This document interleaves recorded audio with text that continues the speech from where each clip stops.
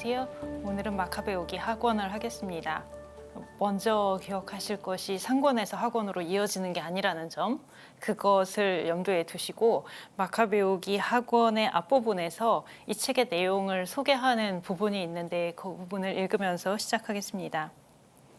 성부와 성자와 성령의 이름으로 아멘. 유다 마카베오와 그 형제들의 이야기, 대성전의 정화와 제단의 봉헌, 안티오코스 에피파네스와 그의 아들 에우파토르와 치른 여러 전쟁, 유다교를 위하여 용감하게 싸운 영웅들에게 하늘에서 내린 현시들, 그리고 그 덕분에 그들이 얼마 되지 않는 수로 이 땅 전체를 차지하고 야만스러운 무리를 몰아내어 온 세상에 이름난 성전을 되찾고 이 도성을 해방시켰으며 폐기되어 가던 법을 다시 확립한 이야기. 이렇게 주님께서 당신의 크신 자비로 그들을 대해 주신 이야기. 이게 이제 2장 앞부분에 이 책에서 이러이러한 이야기들을 하겠다라고 말하는 부분인데요. 근데 오늘 처음부터 끝날 때까지 학원은 성전에 집중하고 있다. 이것을 기억하고 계시면 아마 좀 마카베오기 학원을 이해하기가 쉬우실 것 같습니다. 학원의 맨 앞부분 같은 경우에 보면 상관에 없는 이야기가 있는데 책의 전체의 주제를 모르고서 보면 이 이야기가 왜 있지? 이 이야기가 말하려고 하는 것이 뭐지? 이런 생각을 이제 하실 수가 있는데요. 성전이라는 것이 이 책의 중심이다라는 거를 생각을 하시고 특히 성전의 거룩함, 인간이 쉽게 침범할 수 없는 그 성전의 거룩함이라는 것이 이 책의 주제다라는 것을 생각하시고 여기 나오는 이야기들을 보시면 좋겠습니다. 그러니까 마카베오기 상권이 이제 마타티아스 시대부터 시작해서 그 아들들 쭉 이렇게 어느 시점부터 그 이후의 이야기들을 한다면 학원이 오히려 이거보다 더 이른 시기부터 이야기를 시작을 합니다. 그러니까 상권 끝나고 시작하는 게 아니라 상권이 시작하는 부분보다 더 앞으로 거슬러 올라가서 다른 책이기 때문에 더 이른 시기부터 이야기를 시작을 해서 가다가 주로 유다 마카베오에 대한 이야기를 하고요. 성전이 중심이니까 성전을 되찾은 이야기가 이제 많이 나오고 그것을 중심으로 학원이 이제 엮어집니다. 근데 조금 전에 그러니까 이 책에 나오는 내용이 뭐뭐다라고 소개를 한 게 2장이었고요. 그 다음에 3장부터 8장까지 나오는 이야기가 있는데 성전의 거룩함이라고 제목을 붙일 수가 있고 또 한편으로는 대사제직의 타락이라고 그렇게 제목을 붙일 수도 있겠습니다. 어쩌면 두 면인데요. 한편으로는 성전은 거룩해요. 성전은 거룩하고 하느님이 그 성전을 지켜주십니다. 그러니까 보통의 상태에서는 그 성전이 거룩하고 인간이 침범할 수 없게 하느님이 그 성전을 지켜주시는 거예요.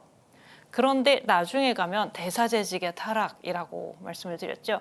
대사제직이 타락하게 되면서 그 성전이 거룩함을 잃어버리는 거예요. 그러니까 성전이 거룩해야 되는데 사제들이 타락을 해서 성전이 거룩하지 않으니까 그때는 하느님이 이거를 지켜주지 않으시는 내버리신다고 해야 될까요? 내버리신다고 하면 좀 너무 강한 표현 같은데 침범을 당하도록 그냥 허락하시는 이런 상황이 오게 되는 이야기가 3장부터 8장까지 있습니다. 거기 나오는 이야기를 보시면 어떻게 되어 있냐면 맨 처음에 3장부터 8장 시작하는 부분에서는 대사제가 오니아스예요. 이 사람은 정통이고 하여튼 여기까지는 아직 성전이 거룩한 상황이라고 말씀을 드릴 수가 있겠는데 기원전 180년대에서 170년대 이런 시기예요. 아직 그때에 여기도 나오는 사람은 많은데 성전 관리 책임자였던 시몬이라는 사람이 성전 금고에 돈이 많이 있다라는 정보를 시리아와 페니키아 총독인 헬리오도로스라는 사람한테 전하고 그러니까 임금이 또 그 말을 듣고 그러니까 성전에 돈이 많이 있다라는 말을 듣고 헬리오도로스를 보내가지고 그럼 그 성전에 있는 돈을 빼앗아 오라고 이렇게 하게 됩니다. 그랬을 때 그 이스라엘 사람들은 성전이 이제 모독되는 것을 매우 두려워하고 성전에 이제 외국인이 이렇게 쳐들어와서 거기 돈을 뺏어가고 이런 일이 일어나는 것을 걱정을 하는데 헬리오도로스라는 사람이 그 성전에 가요. 가는데 그때 막 말을 탄 이런 사람들이 나타나가지고 막 채찍질을 해서 이 사람이 결국 쫓겨가게 되는 그런 일이 일어납니다. 결국 헬리오도로스라는 사람은 성전에 있는 돈을 빼앗아가지를 못하는 거지요. 이런 이야기가 그냥 이 이야기만 떼어놓고 보면 아까 처음에 제가 이 이야기가 뭐를 뜻하는 것일까라는 생각을 가지실 수가 있을 텐데, 말하는 것은 성전이 거룩할 때에는 하느님은 그 성전을 지키시기 때문에 누가 뭐 그 성전을 침탈하려고, 약간 여기는 돈을 빼앗으러 오는 형태로 나타나는데, 그러려고 누가 온다고 하더라도 하느님이 그 사람을 쫓아내시는 거죠. 그러니까 인간이 그렇게 쉽게 쳐들어갈 수 없는, 거기에 함부로 범접할 수 없는 그런 거룩함, 이것을 말해줍니다. 그래서 그가 이렇게 쫓겨나면서 마카베오기 하권 3장에서 이렇게 말을 합니다. 하늘에 거처가 있는 그분께서 친히 그곳을 지켜보고 도와주시며 악한 짓을 하러 그곳에 다가가는 자들을 내리쳐 없애버리십니다. 이게 성전을 쳐들어갔던 사람의 고백이에요. 쳐들어가려고 그랬는데 자기가 쫓겨나면서 하느님이 여기를 지키시는구나 라는 것을 그 사람의 입으로 고백을 합니다. 근데 이때까지는 말하자면 아까 성전의 거룩함이라고 했는데, 이 성전의 거룩함이 사제직이 타락하면서 손상되기 시작하는 거죠. 그 이야기가 이제 이어서 나오게 됩니다. 역시 임금은 지난주에 나왔던 그 인물 안티오코스 4세 때, 이때가 되는데요. 먼저 야손이 뇌물을 바치고 대사제로 임명이 됩니다. 여기서부터 이제 잘못되기 시작을 하는 거죠. 그러면서 이제 그리스 문화를 받아들이고 성전이 거룩함을 잃어버리게 되기 시작하는데, 이때 마카베오기 학원의 저자는 이렇게 말을 합니다.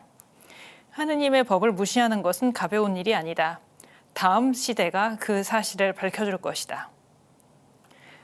근데 이 사람이 그 뇌물을 바치고 대사제로 임명이 됐잖아요. 그러고 나서 3년이 지났는데 무슨 일이 벌어지는가? 다른 사람이 이 사람보다 더 많은 뇌물을 바치는 거죠. 그래서 그 사람이 다시 대사제로 임명이 됩니다. 그러니까 오니아스가 있었고, 그다음에 야손이 있었고, 그다음에 메넬라오스가 있고, 이렇게 되는데, 하여튼 오니아스까지는 정통이었는데 그 다음부터 뇌물을 바치고 대사제가 되고, 또 그거보다 더 많은 뇌물을 바치고 다른 사람이 대사제가 되고, 이렇게 해서 대사제직이 계속 타락해가는 이런 상황들이 벌어지게 됩니다.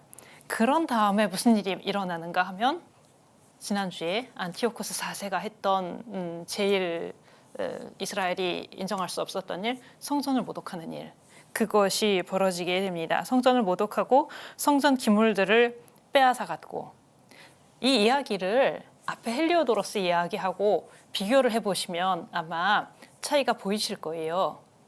성전이 거룩할 때에는 하느님이 그 성전을 지키시기 때문에 다른 사람이 그 성전에 쳐들어가려고 하다가도 하느님께 쫓겨났었는데, 그런데 지금 이 상황에서는 하느님은 성전을 지켜줄 수 있는 분이셨는데 어떻게 안티오코스 4세는 성전을 모독할 수 있었는가?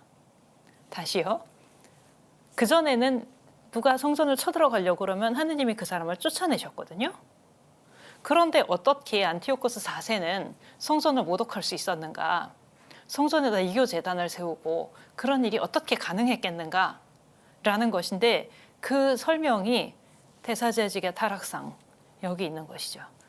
아까 앞에는 성전이 거룩할 때는 지켜주셨는데, 이게 하느님이 뭐 힘이 없어지셔서, 그때는 힘이 있으셨는데 지금은 힘이 없으셔서 성전을 지켜주지 못하시는 것이 아니라, 그 성전에 있는 사람들이, 성전을 지켜야 하는 사람들이 거룩함을 잃어버렸을 때, 그때 하느님이 성전이 짓밟히도록 두신다, 이렇게 설명을 하는 것입니다. 안티오코스 4세가 성전을 그렇게 모독할 수 있었던 것에 대해서 마카베오기 학원에서는, 이런 일이 벌어진 것은 이 도성에 사는 이들의 죄악 때문에 주님께서 잠시 이곳을 소홀히 하시게 되었기 때문이다 라고 말을 합니다. 그러지 않았더라면 하느님은 성전을 지켜주셨을 것이고 안티오코스 4세가 그렇게 성전을 모독할 수 없었으리라는 이야기죠. 제가 지금 길게는 말씀을 못 드리겠는데, 에제키엘서 할 때 비슷한 것이 있었어요. 바빌론군이 어떻게 예루살렘 성전을 점령할 수 있는가라는 거에서 하느님이 힘을 잃어버리셨기 때문이 아니라, 거기도 성전에서의 우상 숭배 때문에 하느님이 성전을 떠나가시고 주님의 영광이 성전을 떠났다라는 게 있었죠. 그렇게 됐을 때 바벨론군이 와서 예루살렘 성전을 점령했었던 그런 설명이 에제키엘서 앞부분에 있었고요. 여기서도 마찬가지의 설명이 되겠습니다. 거기에 사는 사람들의 죄악 때문에 주님께서 잠시 이곳을 소홀히 하셨다. 이것이 이제 마카베오기 학원에서 안티오코스 4세가 성전을 모독할 수 있었던 이유를 설명한 것이 되겠습니다. 그래서 안티오코스 4세는 율법대로 사는 것을 금지하고 성전에다가도 제우스 신전을 만들고 이런 일들이 일어나게 되고요. 여기에 대해서 마카베오기 학원의 저자는 이러한 고난이 닥치게 된 것은 하느님께서 당신 백성의 죄가 절정에 달하지 않도록 그 전에 그들을 교육시키려고 하신 것이다 라고 말을 합니다. 그러니까 성전이 모독되는 그런 사건을 통해서 이스라엘이 경각심을 가지고 더 타락하지 않도록 그렇게 일깨우셨다라는 것이고, 그러면서 이제 모범적인 신앙인들의 모습으로서 잘 아시는 이야기들인데요. 엘라자르의 순교, 돼지고기를 먹도록 강요되었는데 다른 것을 먹으면서 그 순교를 피해가는 것이 아니라 목숨을 바치는 그런 모습, 그 다음에 일곱 아들의 순교 이야기, 이런 이야기들이 마카베오기 학원 6장, 7장에 박해 시대의 모범적인 신앙인들의 모습으로서 나옵니다. 그게 그러니까 6장, 7장에 그런 모범들이 나오고 8장부터 이제 유다 마카베오 이야기가 나오는데요. 8장 5절에서 마카베오가 군대를 조직하자마자 이민족들이 그를 당해내지 못하게 되었으니 백성에 대한 주님의 분노가 자비로 바뀐 것이다 라고 말을 합니다. 그래서 여기는 마카베오 상권에 나오는 이야기하고 많은 부분이 겹쳐지지요. 지난번에도 유다 마카베오가 많은 성과를 거두었고 여러 전투에서 승리하였다라고 말씀을 드렸는데 그 이야기들이 비슷하게 이제 나옵니다. 니카노르, 고르기아스, 티모테오스, 바키데스 이런 사람들의 군대를 몰아냈다. 이런 이야기들이 나오고요. 특히 10장에서 성전과 도성을 되찾아 정화했다. 이 이야기가 가장 중요한 업적이 되죠. 아까 성전의 거룩함 하느님이 지켜주셨는데 그러다가 대사제직이 타락하고 성전이 모독되고 여기까지 갔다가 이제 유다 마카베오가 항쟁을 시작하면서 하느님의 자비가 다시 내리게 되고 마카베오가 그 성전을 되찾았다. 이게 이제 10장 이 부분에 나오게 됩니다. 근데 마카베오기 학원이 마카베오 집안의 역사에서 다른 많은 이야기들보다도 그 성전이라는 데에 집중하는 것, 그리고 유다 마카베오에게 집중하는 것은 이 책의 중요한 관심사가 3장 12절에 나오는 표현으로 성소의 거룩함과 온 세상이 존중하는 성전의 위엄과 그 불가침성, 이것을 이야기하려고 하는 책이기 때문에 그렇지요. 맨 처음에 3장에서 나왔던 그 헬리오도로스 같이 돈에 대한 욕심 때문에 성전을 침범하려고 했던 그런 사람에게 약탈을 당할 수 있는 것이 아니고요.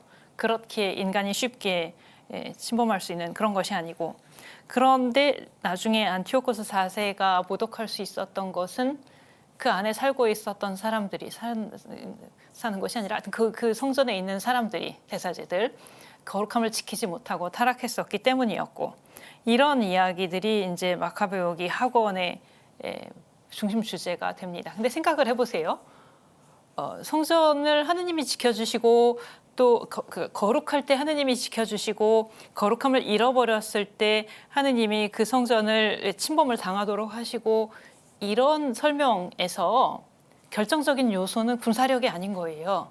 에제키엘서에서와 마찬가지로 내가 군사력이 강해서 나라를 지킬 수 있고 어떤 때는 군사력이 약해서 나라를 잃어버리고, 그런 문제가 아니라 거룩함을 지킬 수 있느냐, 거룩함을 지킬 수 있느냐, 이것이 이제 결정적인 문제가 되는 것이지요. 그래서 제가 마카베오기 상권하고 학원도 약간 시각이 다르다라고 했는데 무력 항쟁을 조금 덜 강조합니다. 다니엘서는 더 다른 쪽으로 가는데요. 학원하고 상권을 비교했을 때도 상권만큼 무력 항쟁을 강조하지는 않아요. 물론 이건 다 상대적인 이야기이기는 한데 그렇게 되어서 중간중간에 중요하게 나오는 것이 무엇이냐면 기도하고 순교자들의 피 이런 요소들이 중요하게 나옵니다. 제가 수업 시간에 진도를 나가다가 시간이 부족하면 대개 마카베오기 학원을 줄거리를 요약해서 내라고 숙제를 많이 내거든요. 근데 마카베오기 학원의 줄거리를 막 2페이지로 요약하시오.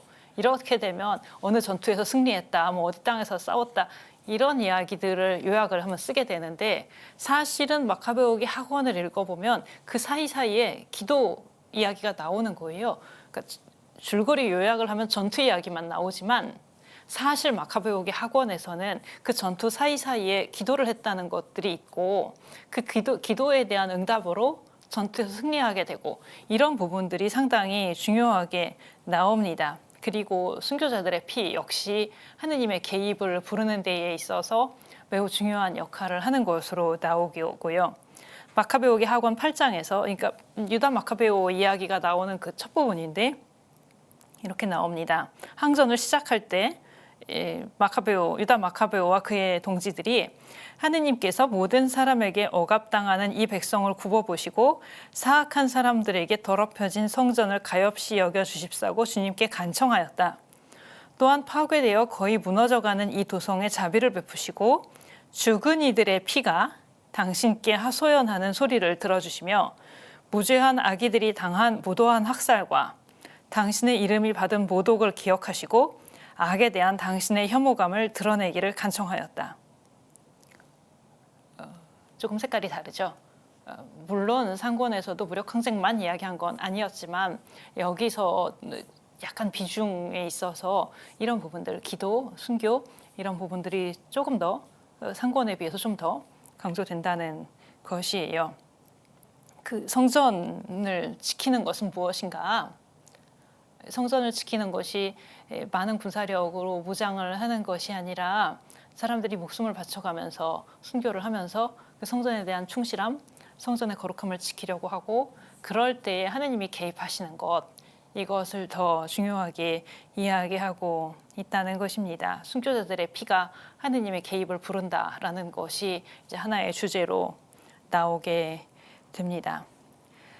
그러면서 조금 전에 순교자 이야기가 자꾸 나오게 됐는데요.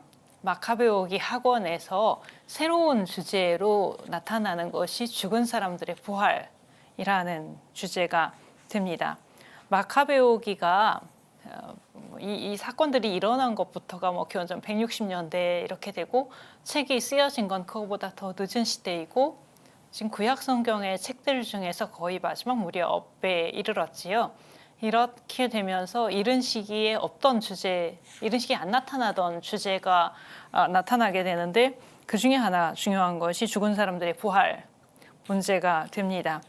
특별히 그 주제가 잘 드러나는 데가 마카베오기 학원 7장 일곱 아들의 순교 그 장면입니다. 거기서 이제 죽은 사람들의 부활에 대해서 명시적으로 이야기를 하고 있는데요. 구약 성경에서 죽은 사람들의 부활에 대해서 명시적으로 그러니까 뭐 암시나 아니면 부활에 대한 흐릿한 희망이나 이런 것 말고 명시적으로 죽은 사람의 부활에 대해서 이야기를 하는 부분은 사실 많지가 않습니다. 다음 주에 볼 다니엘서가 그런 맥락에서 중요한 책인데 다음 주에는 저희가 그 부활이라는 문제를 따로 다룰 시간이 없기 때문에 지금 마카베오기 학원하고 다니엘서에서 나오는 그 죽은 사람들의 부활이라는 문제를 같이 말씀을 드리겠는데요. 맥락이 같아요. 기원전 160년대 그 무렵 박해 시대, 특히 안티오코스 4세 그때의 박해로 인해서 사람들이 순교를 하게 되는 이런 상황에서 죽은 사람들의 부활에 대한 이야기가 나오게 됩니다. 그러니까 마카베오기는 제2경전이잖아요.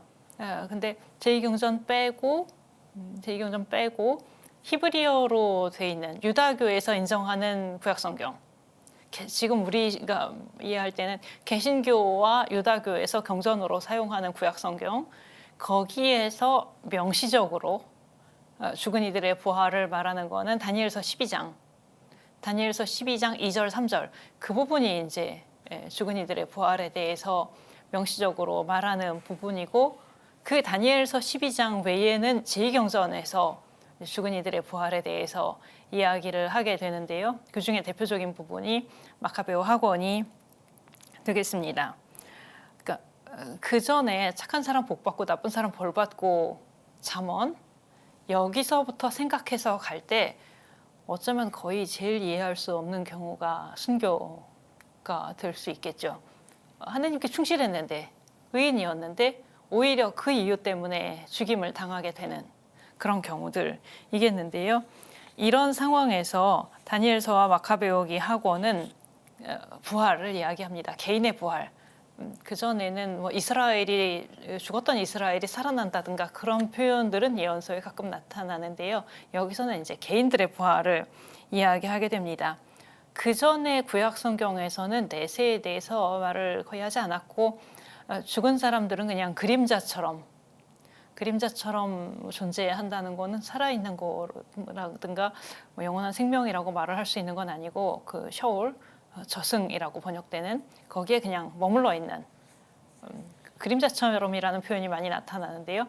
그렇게 있는 것으로 여겨졌었는데, 그런데 이 시기에 이르러서 기원전 2세기 죽은 사람들의 부활에 대해서 명시적으로 다니엘서에서 무엇이라고 말을 하냐면 아까 12장 2절인데요.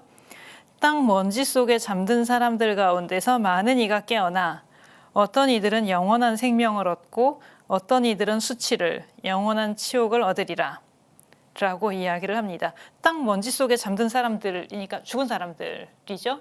그 사람들이 깨어나서 부활을 이야기하는 것이고, 그래서 이제 영원한 생명을 얻는 사람들이 있고 또 영원한 수치를 누리게 되는 사람들이 있고, 이런 이야기를 합니다. 여기서 이제 지혜문학하고도 연결이 되는데, 그것은 우리가 마지막에 볼 지혜서에서 나오게 될 것인데요. 잠언에서는 착한 사람 복 받고 나쁜 사람 벌 받는다여서 착한 사람 오래 살았죠. 오래 산다고 이야기를 했죠. 근데 욥기 코헬렛에 가면 그렇지 않은 경우들이 있는, 의인인데 욥은 그래도 마지막에 가서 회복이 됐잖아요. 근데 회복이 안 될 수도 있는 거죠. 의인인데도 불행하게 살다가 죽게 되는 경우도 있고, 순교자들 같은 경우 있게 되고, 그럼 이런 경우에 이제 인과응보가 어떻게 되는가, 착한 사람 복 받고 나쁜 사람 벌 받는 게 어떻게 되는가에서 지혜서에 가면 영원한 생명, 지혜서에서는 사실 영원한 생명이라는 표현보다는 불사, 불멸 이런 표현들을 쓰는데요. 죽은 다음에 누리게 되는 하느님 안에서의 평화와 축복과 이런 것들을 이야기하게 돼서, 그러니까 현세에서 인과응보가 다 이루어지지 않더라도, 현세에서 의인에 대한 갚음이 다 이루어지지 않더라도 내세에서 그것이 이루어지는 것을 지혜서에 가면 이야기를 하게 되고, 마카베오기에서도 현세에서 정말 박해를 받아서 순교하는 상황이 되었을 때에도 그때 신앙을 버리고서 목숨을, 자기의 육적인 목숨 이것을 건지는 것보다 자기 신앙을 위해서 목숨을 바칠 때에 오히려 그 왜 7 형제들이 죽어가는 과정에서 살아서 다시 만나게 될 것을 이야기하고 이렇게 됩니다. 근데 이 죽은 이들의 부활 문제가 나오고, 그거하고 같이 또 무로부터의 창조, 그 7 형제의 순교 장면에서 어머니가 아들에게 하는 권고에서 그 이야기가 나오거든요. 하느님께서 뭐 있는 어떤 것들에서 창조를 하신 게 아니라 없는 데서부터 무로부터 창조하셨다라는 말도 나오게 되고, 또 마카베오기 학원에는 새로운 주제들이 여러 가지가 나오는데, 한 가지만 더 말씀을 드린다면, 마카베오기 학원 12장에서 죽은 사람들을 위해서 제물을 바치는 것이 언급이 되어서 연옥교리를 이야기할 때 또 중요하게 언급되는 본문이기도 합니다. 이렇게 말하자면 늦은 시기에 나온 책이면서 구약 성경에서 이전 단계에서 명시적으로 다루지 않았던 죽은 사람들의 부활, 내세 이런 문제들을 다루게 되고, 그러니까 그게 늦은 시기라는 거, 박해 시대에 사람들이 순교하고 있던 상황, 이런 맥락들에서 이런 주제들이 나오게 된다는 것, 여기에 배경으로서는 정말 지난주에 마타티아스가 처음에 했었던 이야기 있잖아요. 아버지 마타티아스가 율법에 대한 열성, 그것으로 목숨을 바치고 나왔었던 사람들, 목숨을 바치는 것이 무력 항쟁으로 목숨을 바치든 아니면 뭐 엘라자르나 이런 사람들처럼 신앙을 위해서 순교를 하는 무력 항쟁 이외의 다른 형태로도 그런 죽음이든 이런 죽음을 맞았던 사람들에게 그 이후의 삶에 대해서 이야기를 한다는 것, 마카베오기에서 이런 주제가 나타난다는 것, 학원에서는 마지막으로 이런 부분들을 다시 보면서 이제 마치겠습니다. 다음 주에 다니엘서인데요, 같은 시대인데 또 많이 다른 관점에서 바라보는 그런 책이 되겠습니다. 다음 주에 이어서 하겠습니다. 감사합니다.